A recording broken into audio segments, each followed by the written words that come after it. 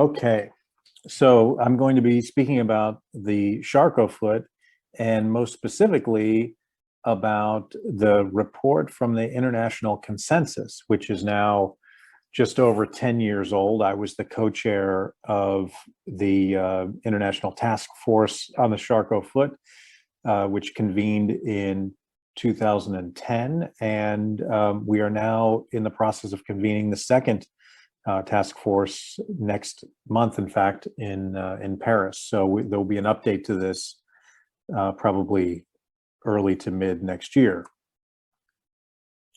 It had a very cute title to the lecture, which was I am Charcot, do you know me? So let me just give you a little background on Jean-Martin Charcot, who is who this disease or this condition is named after.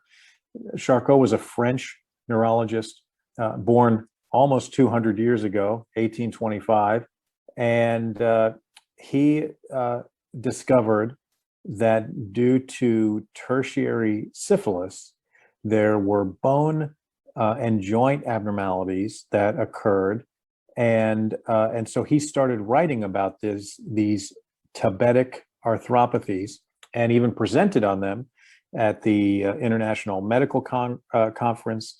And later on, the conference decided, since it was unique enough, to name this disease after Charcot himself. Now, Charcot was a famous physician and actually has a few other diseases named after him as well, one of which is a neuropathy, which then causes some confusion among patients and other healthcare professionals. But when we speak about the Charcot foot, we're speaking about neuropathic osteoarthropathy of the foot. So in Charcot's paper on the tabetic foot, or what was later called the Charcot foot, that was published in 1883, at the end he wrote in French, "Sera continue," which means to be continued, because there is so much more that we have to learn. And I'll tell you that it's over 160 years since that happened, and we still have a lot to learn about the Charcot foot. And you'll see that in some of these task force recommendations.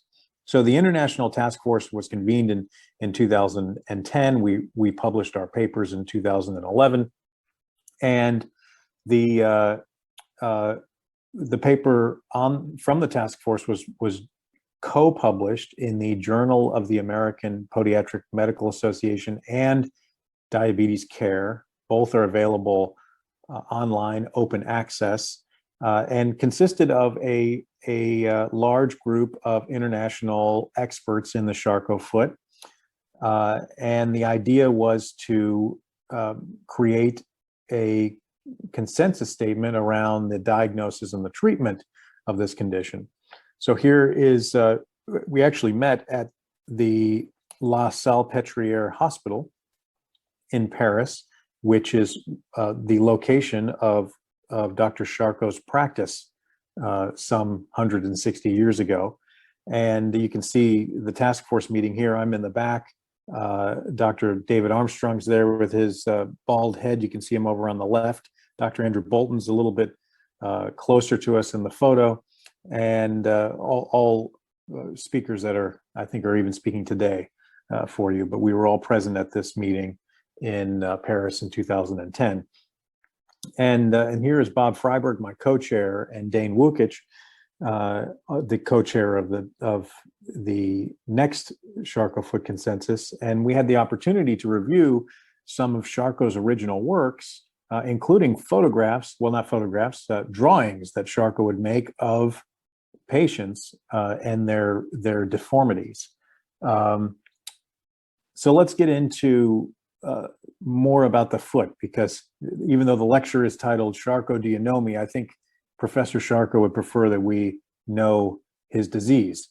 And Charcot neuroarthropathy, which means a nerve and joint disease, and it could also be called neuroosteoarthropathy, nerve, bone, and joint disease. Both are appropriate.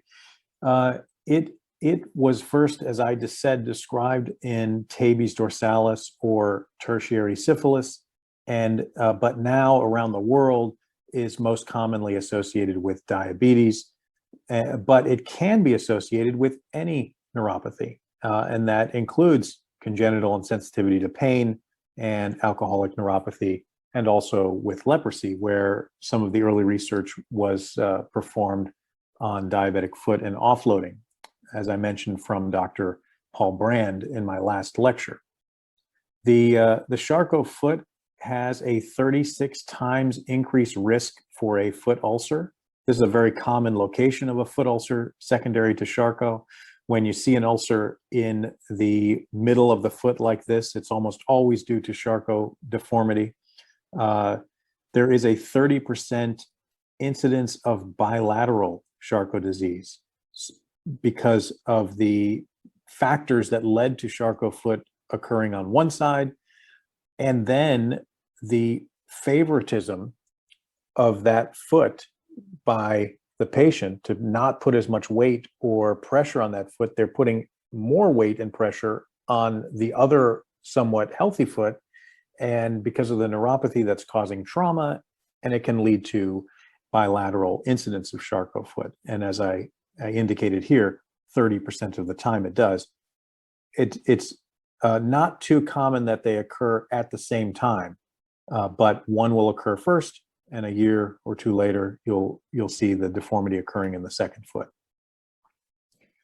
The patients with Charcot foot and ankle have a dramatically negative effect on their lifestyle. This also commonly leads to premature disability, permanent disability and premature retirement. To describe the pathogenesis, initially, Charcot's theory was that because of the neuropathy, it was increasing the blood flow to the bones and leading to a demineralization of the bones, so to speak. And then the Germans, mostly Virchow, had a theory that this was due to increased activity and trauma that was occurring in the bones. And at this time, we're not talking about feet. These were occurring in knees. But we understand today that really it is a combination of both the neurovascular component and also trauma that leads to a Charcot foot. So the pathogenesis is one that is somewhat circular, meaning that you have diabetic neuropathy. There is this exaggeration of blood flow that occurs from autonomic neuropathy, and then trauma occurs. It can be minor trauma or major trauma, or even surgery in some cases. An unrelated surgery on the foot to correct something is also trauma and can cause a Charcot incident. Then there is fracture, dislocation, or fracture and dislocation. And there's continued insult because the patient is neuropathic and doesn't feel the trauma that's occurring in the damage, and that leads to this circular pattern of the pathogenesis. So the most important part of the pathogenesis is the inflammation that's occurring in the foot, and that inflammation is also exaggerating the increase in blood flow, or what we say is hyperemia, and making the situation even worse. However, it is a clue to the diagnosis, and you'll see some of the diagnostic characteristics later, but it's really depends upon an inflammatory process that's occurring in the foot. When we look at X-rays, it's important to get a lateral weight-bearing X-ray.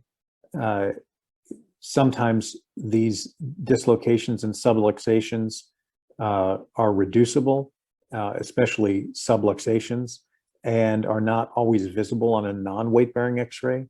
So in this case, this would have been visible on a non-weight-bearing X-ray, but you can see the break in the line that goes through the talus and the first metatarsal. Normally that line is almost even.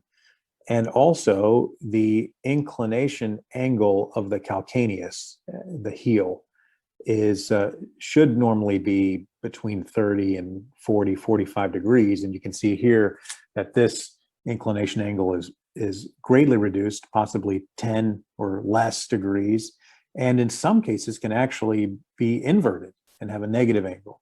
On the dorsoplantar view, or you might call it an AP view, an anteroplantar view, or an anteroposterior view of the foot, which is in the photograph below. You can see a dislocation at the Liz-Frank joint. The second metatarsal is completely dislocated from the second cuneiform, not even in the same room, so to speak. And that's evident of a Charcot dislocation. Equinus is a condition in which the Achilles tendon is less elastic. Well, equinus describes a deformity in which there is less dorsiflexion of the foot, and it comes from the word equine, which is the root for horse, because horses walk on their toes, and so equinus means that you're walking on the ball of your foot or on your toes. It doesn't have to be that severe, but that's the root of the word. And what happens in people with diabetes is that I mentioned this in the last lecture, by the way, about checking the ankle range of motion to see if there's enough dorsiflexion available at the ankle. In this case, this is a contributing factor to Charcot foot because it puts a lot of pressure on the midfoot by pulling very hard on the calcaneus. And so when you see an X-ray here, this is an X-ray of one of my patients, and then this is a schematic that comes from an article that David Armstrong wrote. And you can see that this X-ray and this schematic are almost exactly alike. It could have been from the same patient. And the pull of the Achilles tendon proximally is increasing the pressure in the midfoot and causing dislocation and subluxation in the midfoot. And then that's increasing the pressure on the forefoot. And so that's why it's important to assess the Achilles tendon and then address it if necessary.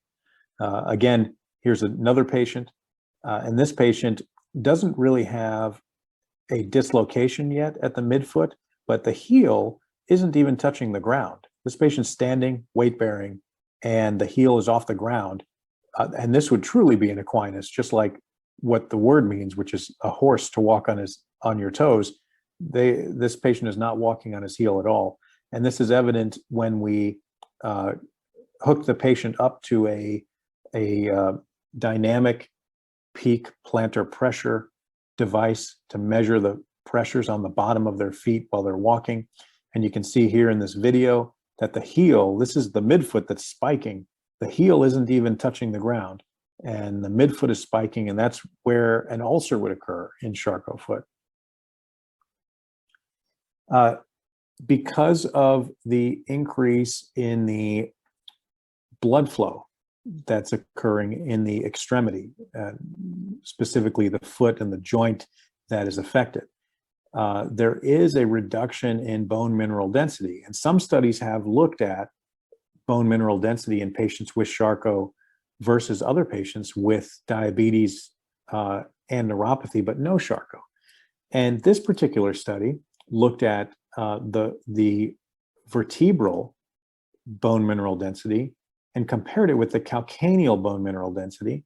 And you can see that patients with diabetes and neuropathy, both of these groups had diabetes and neuropathy. The only difference was the purple group had Charcot. And so you can see that the vertebral bone mineral density is relatively similar. It still has a negative, still is reduced in its bone mineral density, but the calcaneus is greatly reduced. compared to a patient with just diabetes and neuropathy. So there is really a lot of bone demineralization occurring in the calcaneus of a patient with Charcot. So when people ask which imaging test should I order to screen or diagnose Charcot foot, the most important question is really which Charcot are you looking at? Are you looking at an acute process that just occurred and it's got swelling and it's red hot and swollen? Or are you looking at a process that's already fractured or dislocated? Or do you have a process that has those components but also an open wound and maybe exposed bone? That's going to determine which test is best to order and which would be most sensitive or specific for what you're looking for. So toward the top end of this chart, we'd be looking at regular radiographs, even thermography, conventional bone scans, which are not done as often anymore. MRI really has replaced most conventional bone scans for Charcot foot. And then bone densitometry, as we mentioned here, although not diagnostic, it's just an added finding. In the middle with this fracture, subluxation, dislocation group, you could go either way. You could order radiographs. Maybe you need to order radiographs first and then get a combination of bone scans. These are still done to rule out osteomyelitis. MRI can also be done to look for osteomyelitis or Charcot foot. It's very sensitive for either, but it has a hard time differentiating between the two. So it can cause some problems with the radiologist, especially if the clinical picture is not well understood. PET scans are something that are newer in this field in order to help differentiate between osteomyelitis and Charcot foot.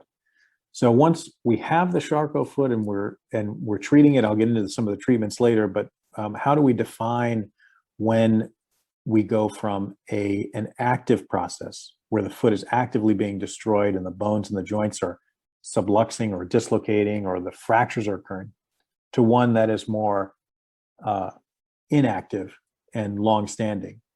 We oftentimes will use temperature to make this determination, and you can use things like thermography, which is thermal imaging. And you can see here that the patient's Charcot foot is much hotter than their non-Charcot foot by 10 degrees Fahrenheit. And if you see here, after a period of time of offloading, the foot temperatures are the same. And in this case, it doesn't matter what the temperature is, it matters what the difference is between the extremities. The temperature of the extremity will change all day long, whether you're inside of a shoe or out of a shoe, outside, taking a shower. But it doesn't matter what the temperature is, it matters what the difference is. And the significant difference is either 4 degrees Fahrenheit or 2.5 degrees centigrade.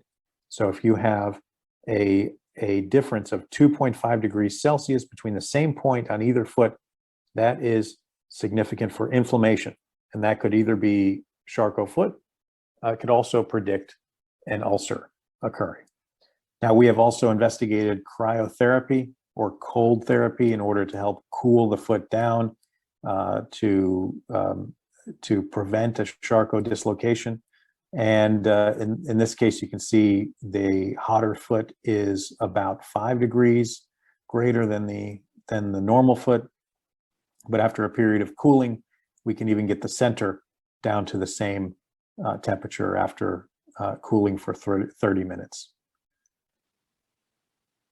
So this is what the Joint Task Force recommends for diagnosis. Number one, and probably the most important thing, is that this is primarily a clinical diagnosis. If you have a red, hot, swollen foot in the presence of neuropathy, it is Charcot foot until proven otherwise. And because of the high rate of ulceration and amputation, that's actually an emergency. It's one of the few things that in the foot that is a dire emergency. And inflammation is the earliest finding. That's how I said there's a clue by using temperature to help determine if you have unfettered inflammation. A rocker bottom deformity, when the bones are deformed and the arch collapses, that's actually a late finding. It means that somebody's missed the diagnosis. Acute fractures and dislocations in those with diabetes and neuropathy is actually a Charcot foot. Charcot foot should be classified as active or inactive, as defined by inflammation. So there are several classifications for Charcot, but the Joint Task Force recommended something very simple: active if the foot is hot, inactive if it's within the same temperature. Let's look briefly at some of the treatments that are available. There are medical treatments for active and inactive, and then there are surgical treatments that are available. The medical treatment that is most often recommended is the total contact cast. This is considered the best practice in offloading the Charcot foot, and it transfers the weight from the plantar surface of the foot. About 30% of the weight gets transferred to the tibia and prevents excessive force on the foot. Another option is a removable cast walker. However, these removable cast walkers are not custom, and because they are off the shelf, they can't really accommodate to changes in the patient's bone structure if there are deformities present or if there's a lot of swelling, and then it can cause an ulcer from rubbing. Looking at offloading, 55 patients were treated with serial total contact cast until they became quiescent, or in other words, inactive. It's important to know that the duration of casting was 18.6 weeks, plus or minus 10 weeks. So this is not something in which you cast for the period of a fracture, which might be 6 to 8 weeks. And I would say that it's important to convey this information to your patients early, because we want to set reasonable expectations. And if you say, we'll cast you for 6 to 8 weeks, and in reality, that's going to be another 10 weeks beyond that, patients are not going to be happy. Another study had 115 patients, or 140 feet, with a 4-year follow-up. 93% were treated with total contact cast. Excuse me, total contact cast, or total non-weight bearing on crutches or in a wheelchair. And what I want to point out here is that the complications that occurred in this group that was treated, relatively conservatively, or at least non-surgically, 29% developed a contralateral Charcot, a recurrence, or a new attack on the opposite extremity. And 31% developed an ulcer. So even doing something that is conservative is still has a lot of complications from that. There are several papers that have been written about anti-resorptive therapy for Charcot foot.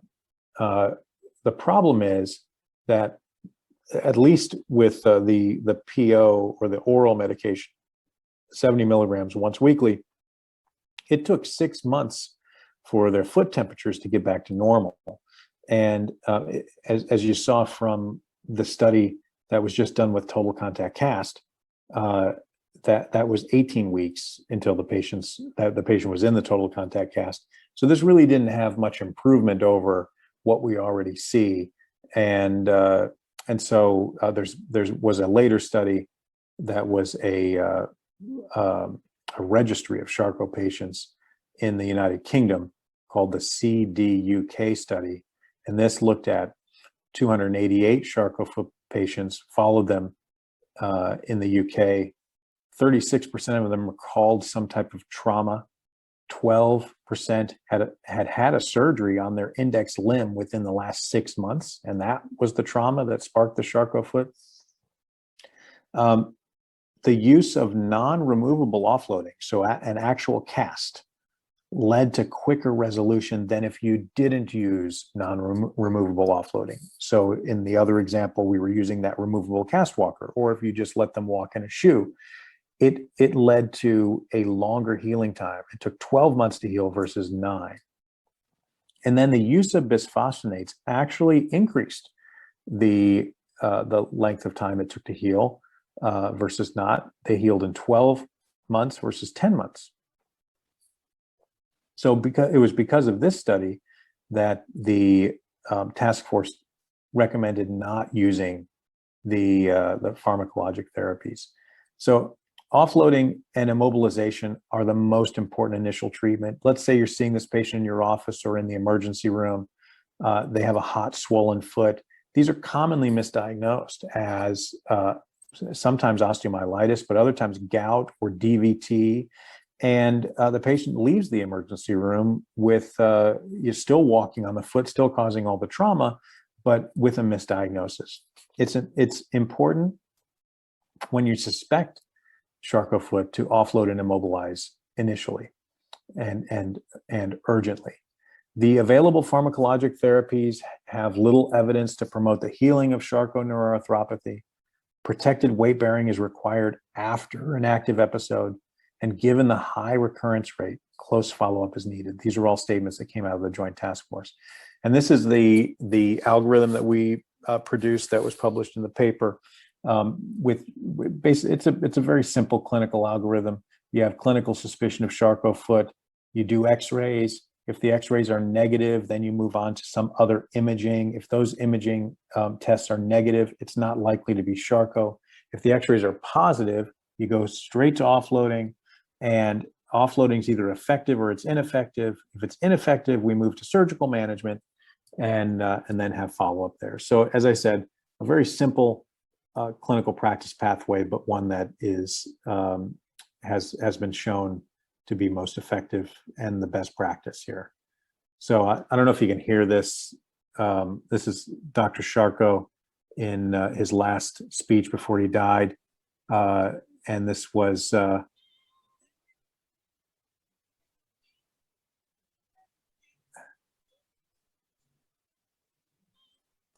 I don't know, Professor. We can't hear it because oh, you couldn't hear it. Okay. You had to share screen and check the share with audio. Okay, well that's the only one. It was a joke anyway.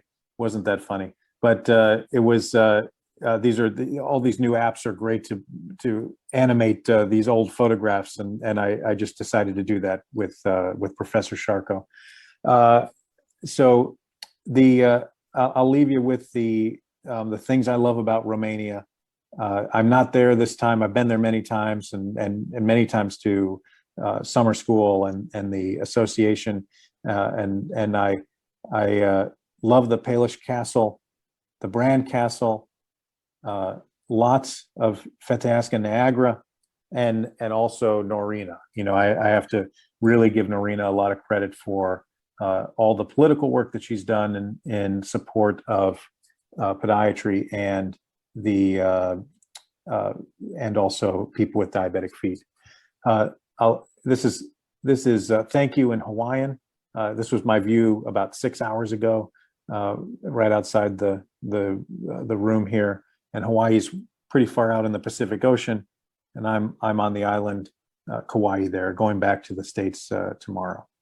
But happy to take any questions that you have.